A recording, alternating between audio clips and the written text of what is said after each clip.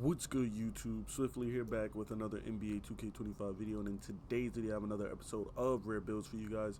As you can see on your screen, today's episode we are going to be creating a versatile defender. So with that being said, let's jump right into the video. Now you can make this build at any position. I chose to make it at the small forward just so that we're a little bit more versatile at the small forward position. You'll be able to guard basically the 1 through the 4. With the physicals, you can kind of guard the 5, but if they're an inside big, you know, with like high post scoring and stuff like that, then they're just going to just baby you down there. But the 1 through the 3, 1 through the 4 should be guardable with a build like this. Now, keep in mind that you can make tweaks to this build. Me personally, I went against small forward. You can go any position you like. Height, I went 6'7". 220 on the weight, and then I went 6'10" on the wingspan. But again, you could tweak these settings to your likings. And then for the attributes, I went with a 95 on the close shot. I went with an 80 on the driving layup. I went 85 on the driving dunk. And you can always use your cap breakers to add +2 to this to get contact dunks if you choose to. You can even go up to 88 if you want to add those, you know, gold posterizer at 93 if that's what you want to do with your cap breakers. That's also possible. With this build, as you can see, you can go up to a 98 driving dunk on this build. For standing dunk, we went with a 72 for that bronze rise up, and then for the post control we have a 70. Now off rip, you're going to notice that we went kind of higher than normal with the finishing, and that's just because this is going to be on a taller, bigger, more physical type of build. So I kind of wanted to be a little bit, you know, stronger, and I also kind of want to have a little bit more finishing, so we can kind of rim run with this build, because we're not going to really do too much shooting on the build like this. Your primary focus for a build like this is being a versatile defender. You're going to be able to defend, but you're also going to be versatile in other aspects. You're going to be able to rebound. You're going to be able to play defense. You're also going to be able to finish and shoot the ball somewhat. So, you know, again, you're a defender, but you are versatile, meaning that you can do other things as well as defend. You know, you're not just a defender or just a lock or defensive type build. And more importantly, I've noticed that when you get put at the small forward position, I'm constantly getting put at the 3 in solo rec as a 6'4" shooting guard. So a lot of my matchups are usually taller than me. So that's one of the things I've also noticed, that in most cases, you're going to be going up against somebody shorter than you in most of those cases. Now, if you happen to get a small forward, then obviously you're going to get somebody of similar stature, 6'7", 6'8", 6'9".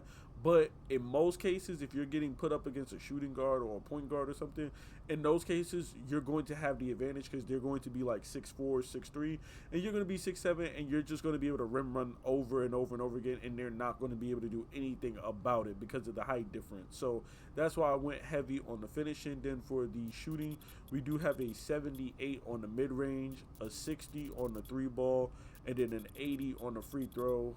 And you know, if you don't want the 3, I understand that, but you gotta have the 3 just for that 80 free throw. And I did want to have a decent free throw, just because you don't want to have finishing. I never understand this, but people come into rec or any 5v5 mode, and they have a slashing build that can only dunk, lay the ball up, and finish with close shots, but they never have free throw on their build. What is the? You're going to get fouled. You're not going to make every dunk. You're not going to make every layup. You're running into the paint mashing, and getting like heavy contact lays and dunks. You're going to get fouled. Why not just spend a couple of points just to get like an 80, 85 free throw, so you can at least collect those points when you do get fouled? Because if not, then you're just throwing away 2 points every single time you get fouled and you don't get an and one or whatever. You're just throwing away points. So I threw a little 80 free throw on there. For the playmaking is not that great at all. We're looking at a 60 pass accuracy, 65 ball handle, and 65 seat with ball. Obviously, you could tweak these things to your liking.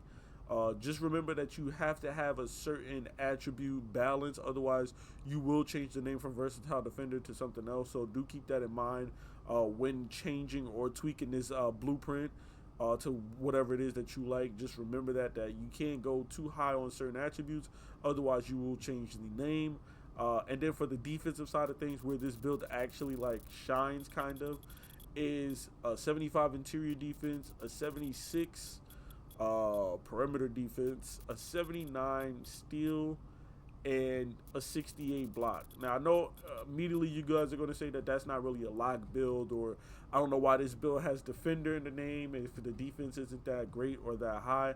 But keep in mind that you can play lockdown defense with, well, you can play lockdown defense with no perimeter D as long as your agility is high enough. But you can play lockdown defense with just a 74 perimeter and bronze badges in this game. You know what I'm saying? With shooting being the way it is, even with the boost to shooting, most people are still shooting 40% or under that. Perimeter defense isn't going to really matter too much. Interior defense is still a coin flip. Whether you have, 99 block and 99 interior defense, or 50 interior defense with a 50 block, it doesn't really make a difference.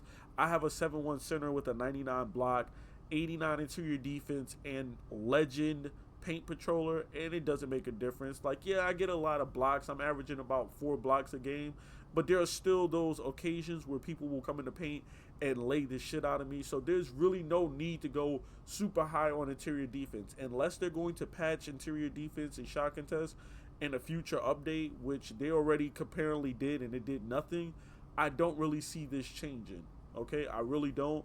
So, I'm going to make do with, limited interior defense after making that 7-1 and seeing that, 89 plus interior defense with 99 block isn't going to get stops. I'm not expecting to stop every single time, but I expect to stop majority of the time, and that's not the case.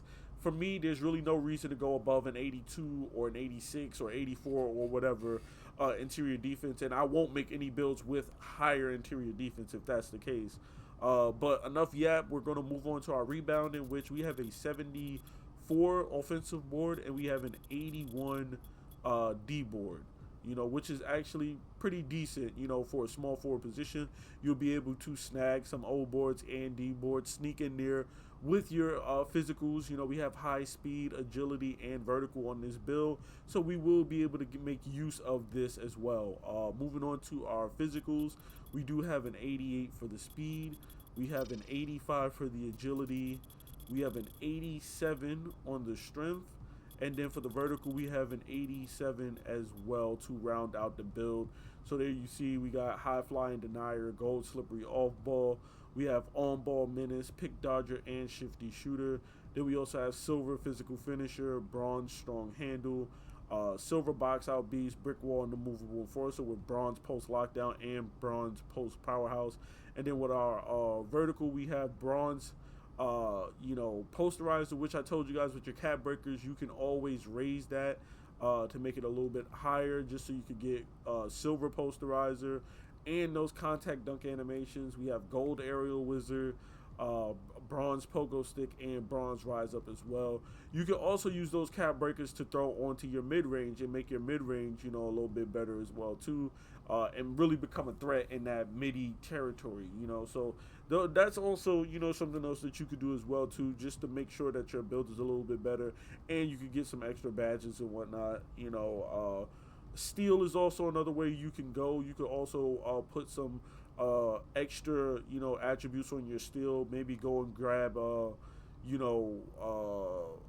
higher steel, or even a higher perimeter defense. You could put +5 on that. You can even put +5 on your block if that's what you choose to do as well too. But you have different areas that you can go with.